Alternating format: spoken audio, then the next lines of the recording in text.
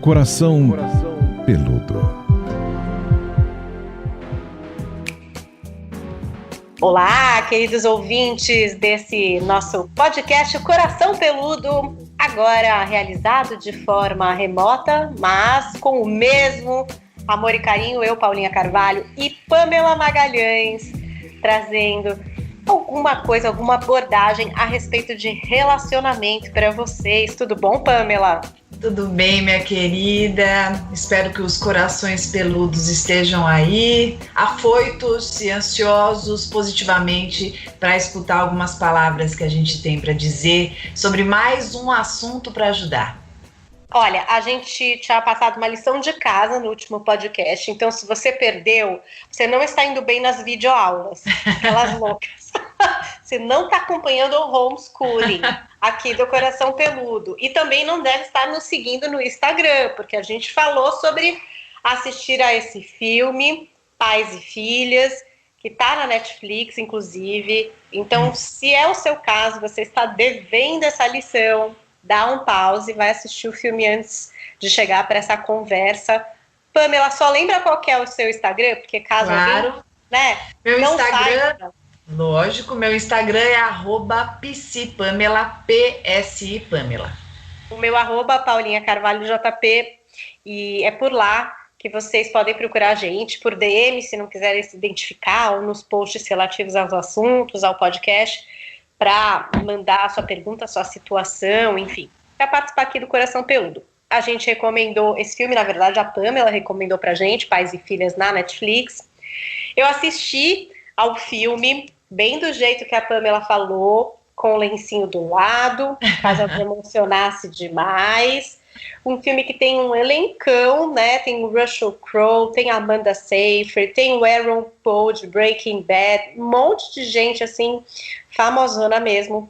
E que traz a história contada em 2 tempos, né? De uma menina que na vida adulta tem bastante dificuldade de desenvolver vínculos afetivos, e aí a gente vai enxergando também o passado dela como menina com o pai, que é um escritor muito talentoso, que passa por uma situação de saúde, tem que se submeter a um tratamento, né? Ele fica com uma sequela que até atrapalha ali a vida dele. Estresse pós-traumático, né?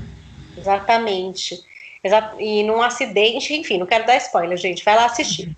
Mas fato é que a menina teve uma vivência quando pequena que explica um pouco dessa situação dela adulta de não conseguir criar vínculo afetivo, de não conseguir levar um relacionamento para frente, algo que não é tão incomum assim, né, Pamela? Não, e eu quis muito que as pessoas assistissem, mas quem também não assistiu vai se beneficiar da mesma forma, porque depois que terminar aqui de ouvir a gente, dá uma corridinha, assiste, talvez faça até bastante sentido naquilo que vai absorver. Eu só quis figurar porque muitas vezes é difícil para as pessoas entenderem como que alguém possa ter dificuldade de ser amado, né? Parece algo completamente assim, fora de órbita. Como uma pessoa pode ter dificuldade, como uma pessoa pode resistir com a ideia de ser amado. E esse filme vai mostrar como o passado, como as experiências, como os traumas que a gente possa ter vivido nos períodos fundamentais da internalização dos afetos, do apego, e isso de repente mais tarde a gente vai transpirar e a gente vai refletir na nossa capacidade de vincular, de confiar no elo, de entender que sim, que podemos mergulhar nos afetos. Bom, então, Pamela, assim como no filme, na vida real, essa fase, quando somos crianças, quando recebemos as primeiras ideias do que é o afeto dos nossos pais, né, ou dos cuidadores primários, não sei se é assim que fala. Isso. Isso interfere mesmo na forma da gente se comportar quando a gente é mais velho? Olha só, Paulinha, a gente nasce, nós somos uma página empírica, né? A gente está purinho, você tem os seus filhos para conseguir enxergar isso muito bem. Então, um bebê, ele nasce, ele está ali puro, E ele vai receber, ele precisa receber, e o amor é o principal alimento.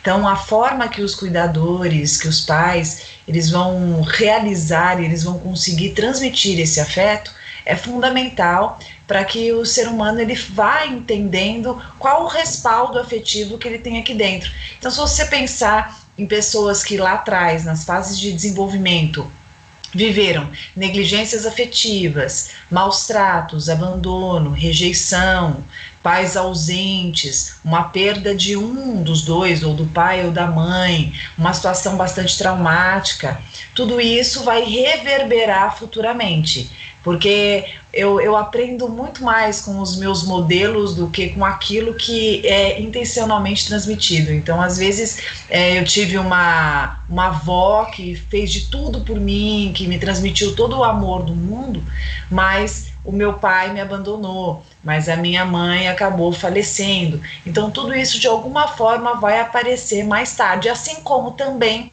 quando a gente recebe esse amor de um jeito bastante saudável, de um jeito bastante positivo.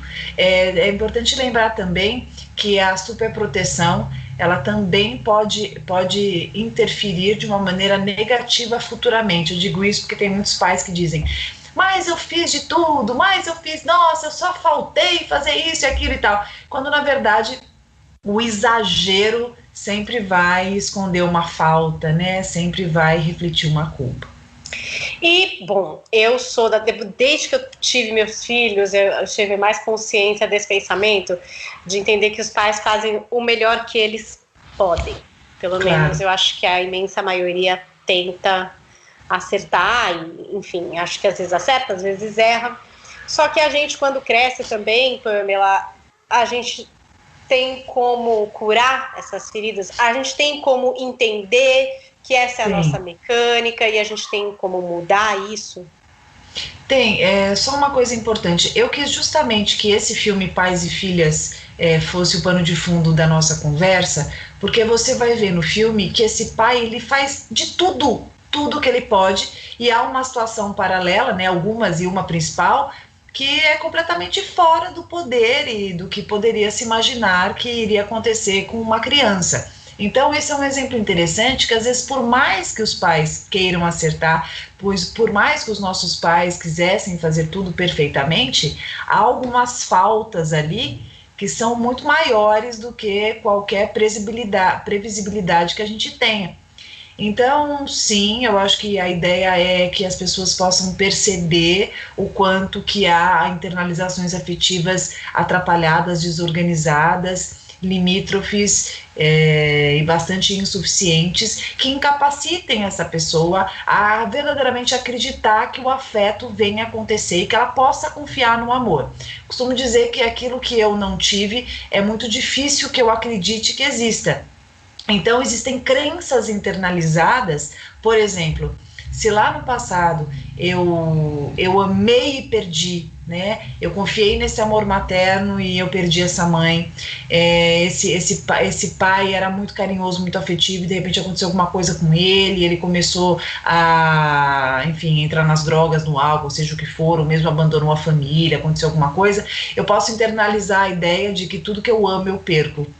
Então, mais tarde, quando eu vou viver as minhas aventuras amorosas, essa crença, ela fica martelando na minha mente. Então, na iminência de um relacionamento com mais comprometimento que possa acontecer, é como se o meu corpo inteiro, ele ligasse o sinal de alerta e eu entendesse que aquilo, ao invés de ser um bálsamo, é um perigo. Então, eu posso ter todos os sintomas possíveis de uma situação ruim. Eu posso ter um batimento cardíaco acelerado, eu posso ter sudorese, eu posso ter uma sensação de morte, muito medo, eu posso ficar muito ansioso, eu posso desenvolver assim, transtornos de ansiedade, até depressão. Tem gente, inclusive, que no momento que está vivendo tudo que sempre sonhou, deprime. Você vai falar, como assim? Então, é pensando nestes casos que eu quero dizer que sim, respondendo a sua pergunta, A partir do momento que eu começo a ter consciência do meu mecanismo, do meu funcionamento, de como eu estou reagindo, de acordo com históricos, né? Eu vou olhar um pouquinho tudo que vem acontecendo, a minha dificuldade de entrega, como de repente sempre acontece alguma coisa, eu saboto, eu boicoto a relação. Sim, percebendo tudo isso, tenho a chance, o direito, eu diria até o dever de reconfigurar e ressignificar tudo isso para sim me permitir amar e ser amado. Caramba, Pamela, você descrevendo, eu fiquei aqui imaginando, né, que às vezes a pessoa acha que está entrando numa fria, mas há sinais para isso, né, gente? Tipo, no caso até do filme, e aí desse comportamento que você ilustrou aqui, não, tá dando tudo certo, gente. Né? Tá dando tudo certo. Mas, Paulinha, você lembra antes? Tudo certo, né, Pamela? Não sei. Mas você lembra antes no filme como ela tem uma conduta bastante destrutiva? Ela tem uma conduta bastante destrutiva com tudo que se diz respeito ao sexo. Ela banaliza bastante a sexualidade, ela trata os homens de uma forma bastante objetal, né? Ela tem uma maneira assim de superficializar os vínculos, justamente para que ela não tenha que aprofundar, que ela não tenha que estreitar, né? Sim. E quando é que a gente vai acabar dando spoiler aqui, eu não quero dar, mas voltando. Ai, gente, a gente vai ter, não sei, mas o que eu tô querendo dizer é assim, chega uma oportunidade boa na vida da pessoa, e aí ela sabe que é boa, mas ela não consegue entrar. É diferente de você ter dúvidas e achar que pode ser uma cilada. Isso. Né? Eu acho que essa é a diferença que eu tô querendo estabelecer. Não é que você acha que é uma cilada. Não, você sabe que é bom. E por isso você não consegue. Você começa a criar situações destrutivas para que você não siga por esse caminho da bonança, entendeu? Gente, não é que ela tá entrando com boy lixo e ela tá com medo. Não, é totalmente diferente. Vem uma pessoa legal e você sabe que a pessoa é legal. E aí você sabota. É esse o comportamento, né, Pamela? Na verdade, o medo maior, ele sempre vai acontecer quando a situação é uma situação positiva. Sempre.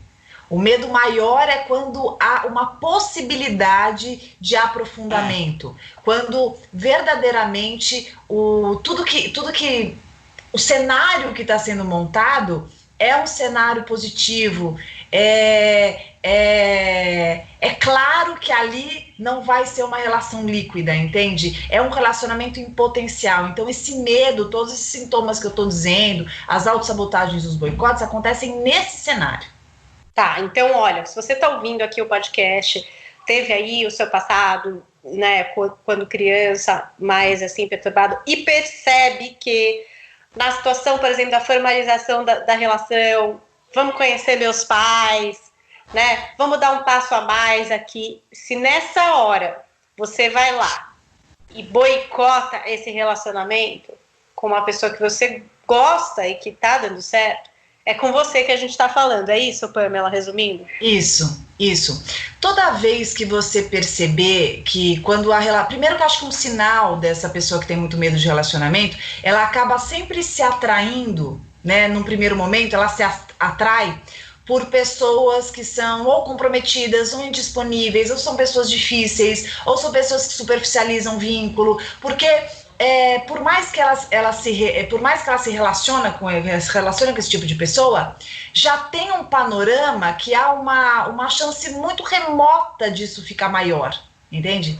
Então, quando porventura aparece alguém mais consistente, alguém que verdadeiramente queira aprofundar, uma pessoa que quer levar a sério, uma pessoa que tem mais camadas, como a gente diz, né? Uma pessoa que tem mais camadas, aí parece que há um desespero do não saber lidar com essa situação. Então o nível de ansiedade ele fica muito maior, o boicote também pode acontecer, a autossabotagem, como a gente fala, né, puxar do tapete o veneninho no próprio leite, porque é como se não soubesse o que fazer com essa situação. Eu não sei o que fazer nessa situação, então eu preciso que acabe, eu preciso que isso não exista. Então há um sofrimento muito grande diante da situação, mas também há um sofrimento muito grande, porque a pessoa ela vai percebendo que assim, o medo né? O medo e aquilo que confirma a crença é maior do que o desejo e a possibilidade de poder acreditar que aquilo possa dar certo.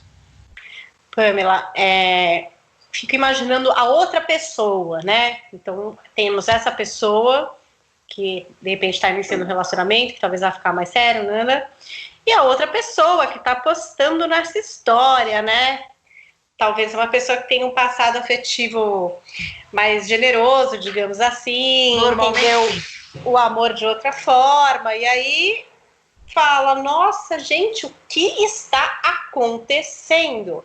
A possibilidade dessa pessoa cair fora, na minha modesta opinião, é de uns 70%, 80%. Foi bem, é isso aí. Porque o que acontece? Normalmente, né, a pessoa que tem uma dificuldade de se relacionar, ela costuma fazer quando tem esse lance do outro querer dar certo, é um perfil mais generoso, é um perfil mais consistente, é um perfil mais maduro, né?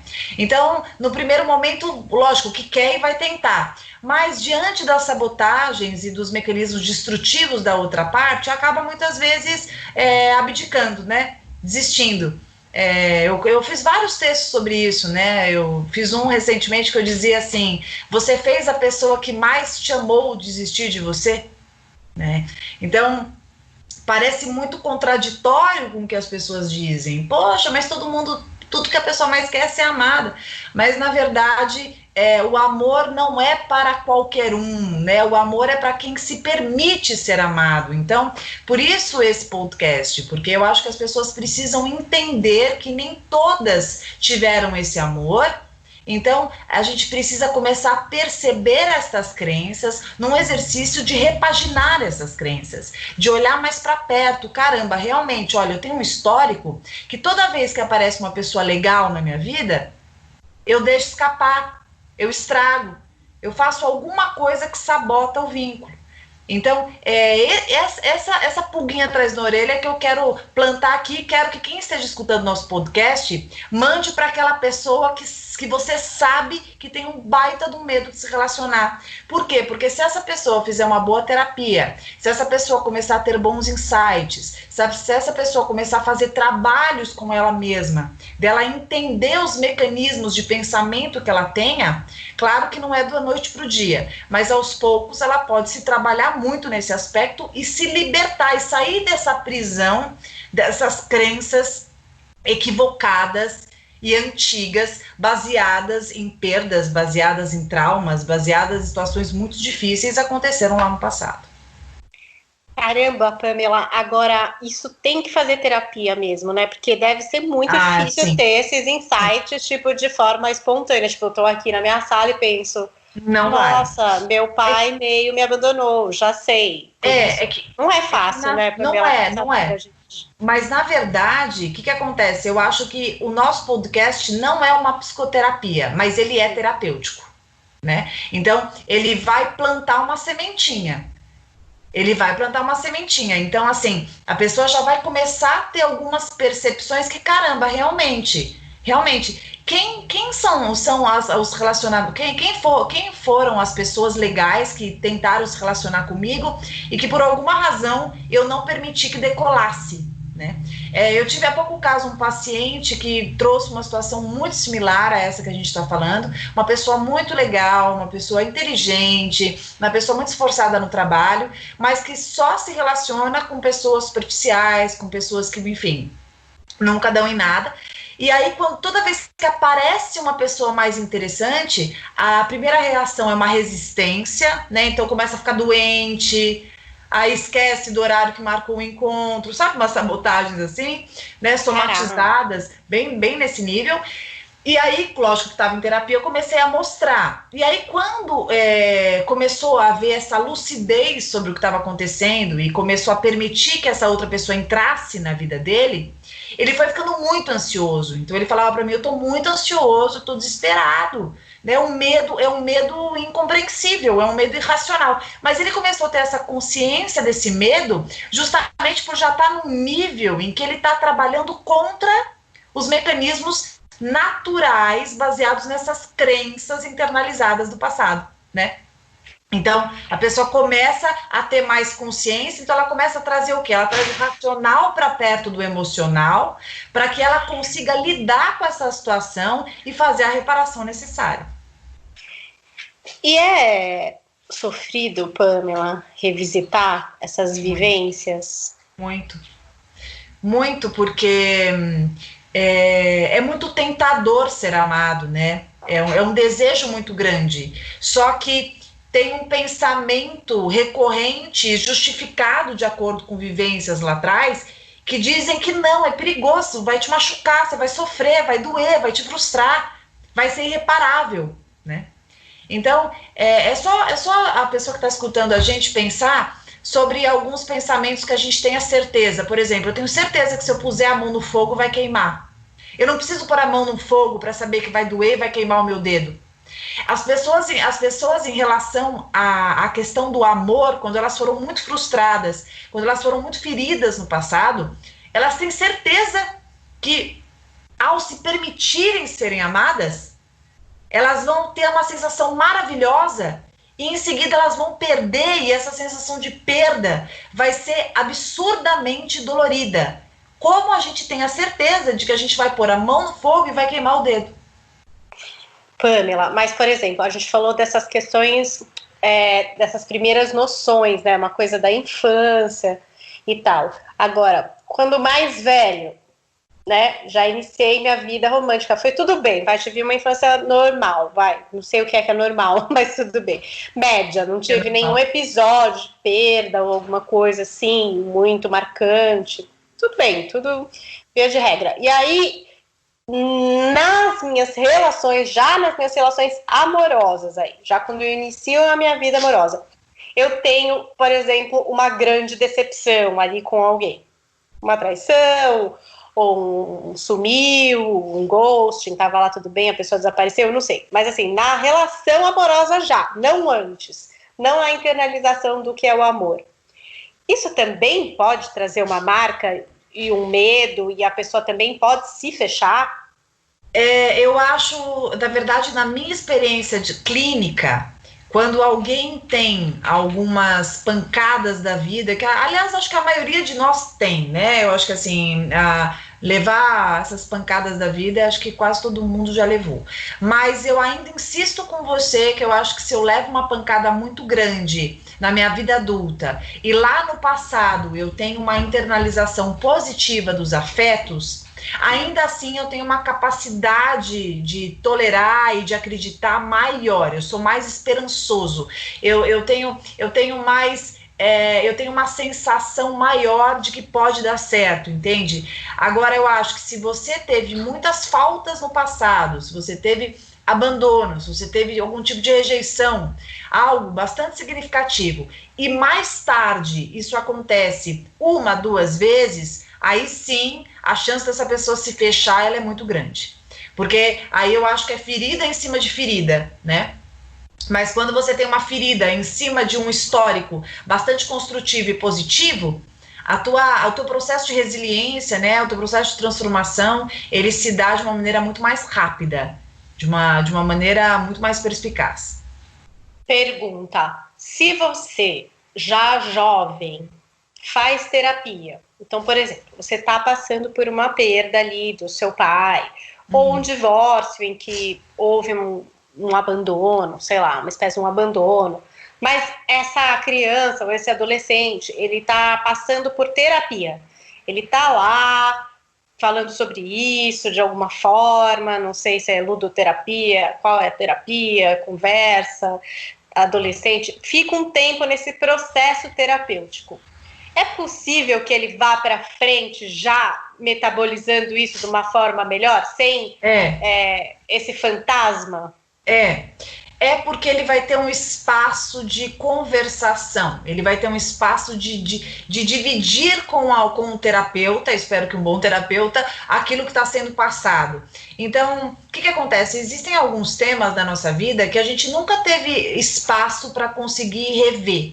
Então, tiveram algumas situações da minha vida, por exemplo, Eu mesmo terapeuta, né, não é porque eu sou terapeuta que eu sou diferente de qualquer pessoa, eu tive lá as minhas dores, os meus desamores, os meus desafetos, e aí quando eu trago algumas histórias que eu nunca me contei novamente, né, eu acho que às vezes a gente fica reverberando sensações do passado, muitas vezes algumas sequelas elas são até da nossa atitude, do nosso comportamento, até de aspectos da nossa personalidade, mas a gente nunca parou para olhar de perto, para rever algumas questões. E aí, num processo terapêutico, quando você é convidado a revisitar algumas vivências e junto com a terapeuta, você olha aquilo mais de perto e você consegue rever em outra perspectiva, com mais recursos, hoje do adulto, com novas experiências agregadas, com alguns mecanismos que foram adquiridos, você consegue ressignificar muita coisa, você consegue compreender e melhor, você consegue perdoar, né? Eu falo que perdoar não é esquecer, perdoar é você poder olhar e não doer, né? Então, quando você começa a olhar algumas situações, eu por mim, eu sofri um bullying muito grande quando eu era pré-adolescente, porque eu era uma menina que eu não sabia me posicionar. Eu não conseguia me posicionar, eu não conseguia, alguém era agressivo comigo, eu não conseguia me posicionar, eu tinha medo e eu me fechava, né? Então, eu pude revisitar isso na minha história em alguns momentos para entender quais são os recursos que hoje, como mulher, eu tenho, que eu possa ajudar essa menina, que eu possa empoderar essa menina, que eu possa dizer para ela que, olha, você pequenininha não conseguiu, mas hoje adulta eu consigo, então eu resgato essa criança dentro de mim, na minha história, e dou a minha força para ela, né? Digo que estamos juntos, né? Estamos juntas nessa. E eu acho que é muito esse processo que a gente pode fazer, de resgate de algumas histórias lá atrás, e hoje com o olhar adulto, hoje com tudo que a gente adquiriu, a gente chegar perto dessa criança que nós fomos um dia, que não teve isso ou teve aquilo, e fazer esse holding, né? E dar esse suporte. Eu acho muito interessante, porque eu costumo dizer o seguinte, por mais dificuldades que a gente tenha vivido, é muito importante a gente parar em alguns momentos da vida e dizer, se foram difíceis ou não, eu vivi todos os meus dias até aqui. E isso já é uma grande vitória, né? Então, contar para aquela criança que está começando a viver que, olha, bem, mal, mais ou menos, vivemos até aqui. Ó, eu tô aqui para te provar que eu consegui, que nós conseguimos. Então, essa força que a gente pode incorporar e a gente pode se elucidar é fundamental, porque vai refletir na nossa criança e vai com certeza fortalecer demais qualquer fragilidade que tenha ficado arraigada em algum momento da nossa história. Engraçado você contar isso, Pamela, porque, como você já falou que eu tenho filho, e quando seu filho passa por alguma coisa assim, você sempre vai lá e conta uma história, tipo, mas eu já passei por isso, eu vou te contar aqui que aconteceu isso com a mamãe, exatamente igual. Era uma situação assim, uma situação assada, e a mamãe também ficou muito triste, mas eu fiz desse jeito, e aí pra mim foi bom, deu certo, não sei qual vai ser o seu jeito, vamos ver. Mas é engraçado, porque no sentido de que quando o conselho é do outro, nem sempre cabe, né? Às vezes a gente fala, gente, se a pessoa tá contando essa história, eu não sei. Agora, você conversando com você mesmo, aí é uma outra história, né? Porque você tem a trajetória inteira e essa realização de quem você é no presente. Isso é muito poderoso. Esse exemplo que você deu é muito interessante e acho que vale aqui uma ressalvinha. Quando um filho chega para te contar uma dor, eu gosto bastante da empatia, da gente contar da experiência que teve, mas de dar espaço para aquele filho contar o que ele esteja vivendo, porque nunca uma experiência é igual a outra, né? Então, cada um sabe o que está vivendo, cada um sabe o que viveu. Eu tenho uma amiga de escola que ela sofreu, nós somos amigas até hoje, e ela sofreu situações muito parecidas, por isso que é a palavra, que as minhas lá no passado. Mas quando a gente conversa, sempre uma acha que sofreu mais que a outra, né? Ah, não, mas você não, é você. E na verdade, cada um sabe do seu sofrimento. Por isso que eu falo que eu conversar com a minha criança é uma conversa muito mais justa e afinada, né? Eu vou conversar com a minha filha, eu vou chegar lá e vou dizer, eu posso dizer que eu sei o que você está passando. né? Não, com certeza. Eu posso te contar que, olha, estamos vivendo até aqui. Foram muitos dias de chuva, de sol e de trovoada, né? E aqui estamos, e conseguimos. E eu vim aqui te resgatar e te contar que se você está parado aí em alguma situação, vamos comigo. Vamos comigo, porque eu também já me surpreendi com muitas coisas, eu aprendi muitas outras, e eu preciso te mostrar isso. E eu preciso que você também acredite, porque na hora que bate o medão, na hora que a gente ficar com medo de se entregar, na hora que a gente ficar receoso de mergulhar numa interação amorosa, é porque a nossa criança está gritando não vá. O nosso adulto quer, mas a nossa criança diz não. Por isso a conversa com a criança. Porque a criança é o nosso núcleo emocional puro que recebeu as pancadas da vida e muitas vezes está paralisado lá atrás. Está no medo, está no receio, está na sensação de menos-valia, de insuficiência, de incompetência. Então a gente, bem ou mal, mais ou menos, estamos aqui. Então que a gente consiga resgatar essa criança e dizer para ela assim, estamos juntos. Você pode me ensinar muita coisa, mas eu também posso te ensinar muita coisa. Você está tentando nos proteger com o teu medo, me lembrando do teu medo, mas eu também quero te contar do meu desejo de tudo que eu caminhei até aqui. Hoje eu sou adulto. Hoje eu consigo. Então, esse movimento da gente se deslocar do mundo adulto, ir até o mundo infantil e pegar emprestado o olhar da criança, mas também emprestar o olhar adulto, é de uma complexidade e de uma possibilidade alternativa de resgate reparatório maravilhoso. Nossa, tô pirando aqui, Pamela, imaginando se isso também não reflete no que uma coisa que muitas mulheres principalmente têm falado sobre, que é a tal da síndrome do impostor, né? Boa! Que são mulheres poderosas, às vezes CEOs de empresas gigantes e que no fundo não se reconhecem como merecedoras de todo dessa posição, desse poder, enfim, que obviamente foi merecido e elas conquistaram, mas assim, é um sentimento, essa síndrome de imaginar que você tá ali, mas você é uma grande impostora, tipo, como você aplicou esse golpe na sociedade, sabe? É que, na verdade, depois de muito tempo que você viveu dores, que você viveu abandono, que você viveu bullying, que você viveu rejeição, seja lá o que tenha acontecido, que você tenha vivido, você desempenhar alguns novos papéis na vida e você se apropriar de tudo isso, mexe muito com o nosso núcleo de merecimento, com aquilo que nós conhecemos sobre nós. Por isso que é importante que a gente sempre tenha esse diálogo com aquilo que nós acreditávamos que fôssemos e com aquilo que a gente verdadeiramente é. Por isso que essa síndrome do impostor, ela vem quando eu tenho uma sensação de que não, eu não sou tudo isso, foi sorte, né? Ah, não, isso está acontecendo porque eu fui na hora certa. É como se a pessoa sempre estivesse se despindo e invalidando todos os seus esforços, né? A baixa autoestima, ela faz muito isso com a gente. Por mais que a gente tenha, nunca temos o suficiente. Por mais que a gente tenha entregue, a gente nunca entregou o bastante. Por mais que a gente tenha feito, ah, não, foi questão de sorte.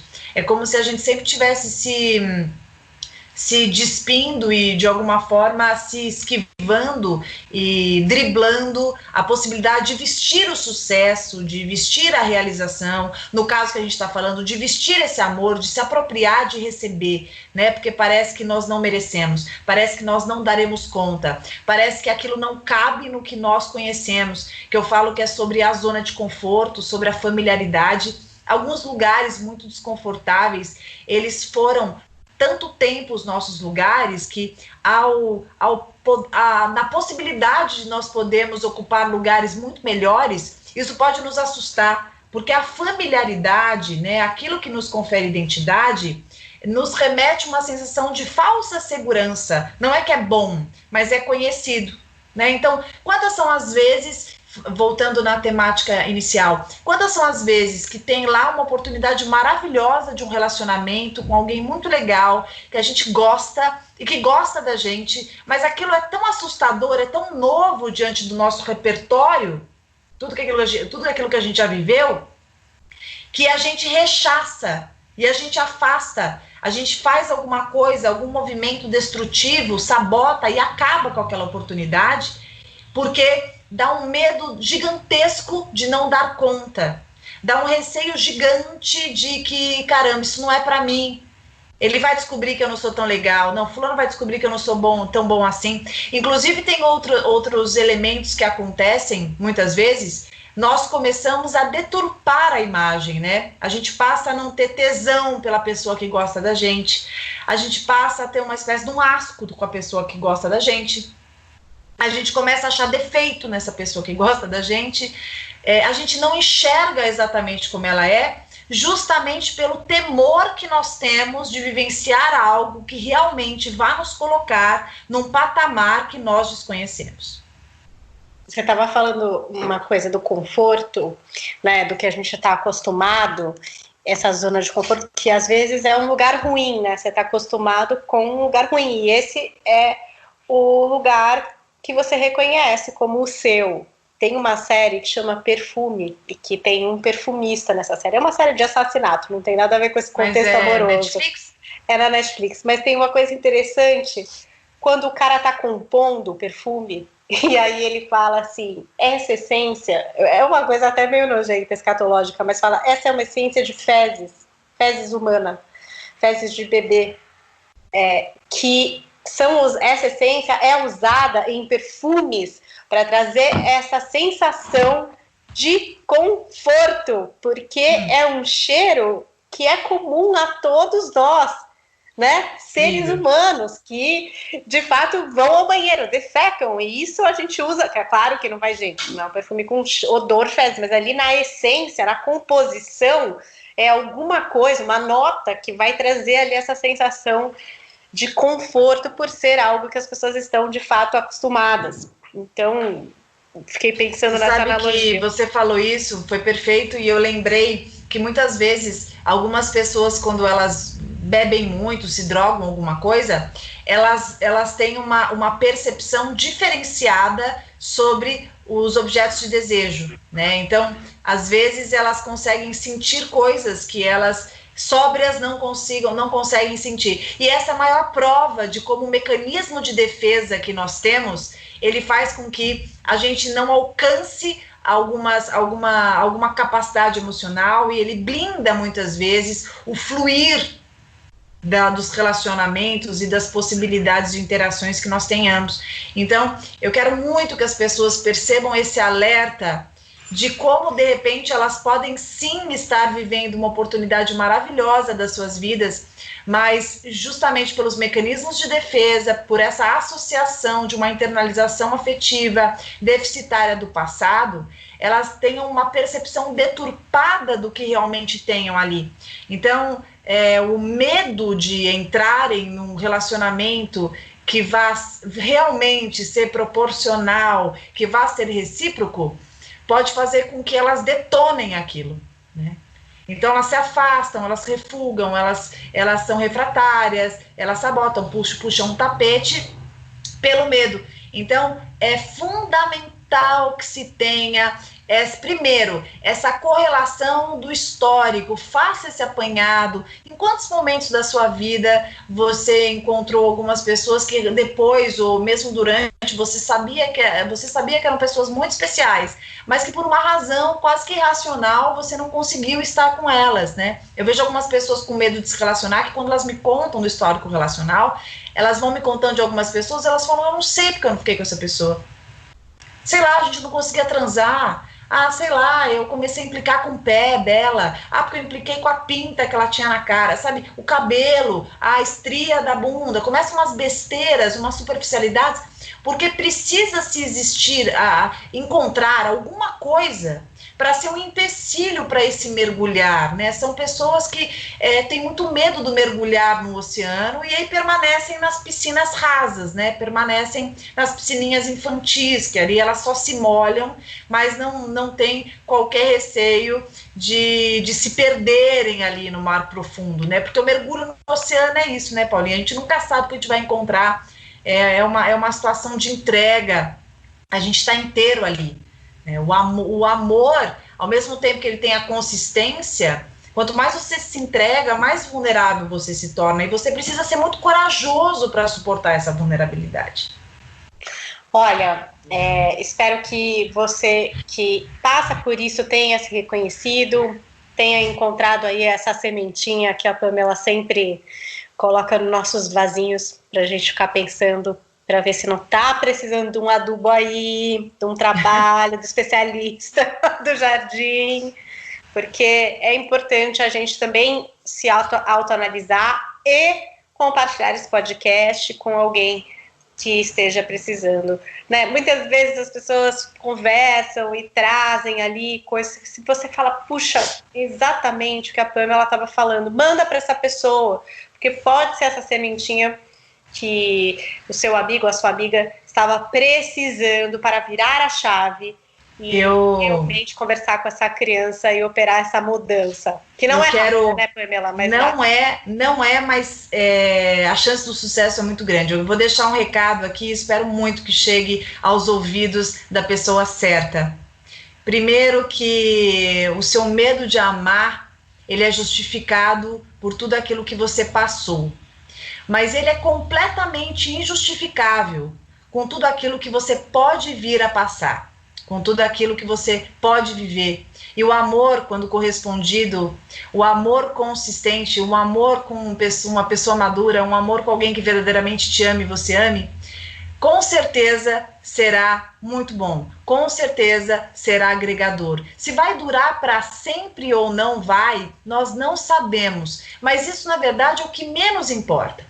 Porque se lá no passado esse amor apareceu e não ficou, ou esse amor nunca existiu, e isso fez com que você internalizasse um medo muito grande de viver qualquer amor, lembre-se que lá atrás era fundamental para que você conseguisse desenvolver, para que você conseguisse ter segurança o suficiente para conseguir lidar melhor com os subterfúgios da vida.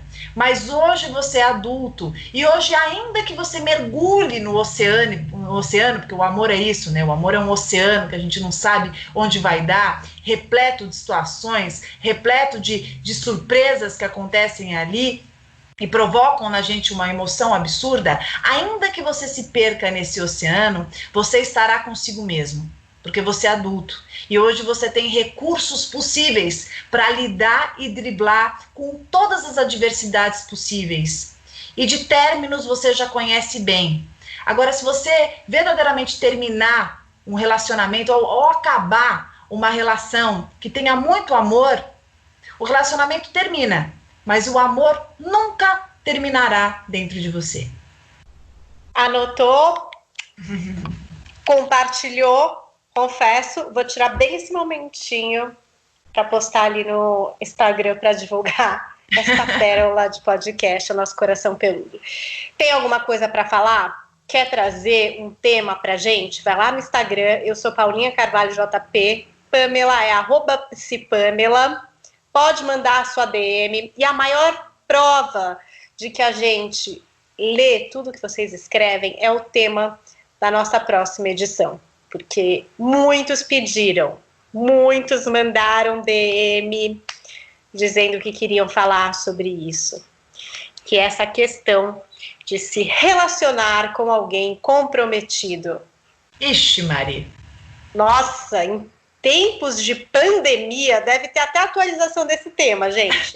Porque eu sei que a gente já falou um pouco sobre isso aqui em edição anterior, mas agora na pandemia, isso deve estar trazendo muita conversa. Esse tema é bom. Não é? Então tá marcado, semana que vem, o nosso Coração Peludo, tratando aí desse tema sugerido por vocês, nossos pelúcios ouvintes do coração. Vamos falar aí sobre se relacionar com pessoas comprometidas. Pamela, como sempre, muito obrigada e até a semana que vem. Um beijo grande para você, Paulinha. Quem quiser me seguir é @psipamela, e até semana que vem. Nunca se esqueçam, ninguém perde por amar, perde quem não se permite ser amado. Beijo. Coração Peludo.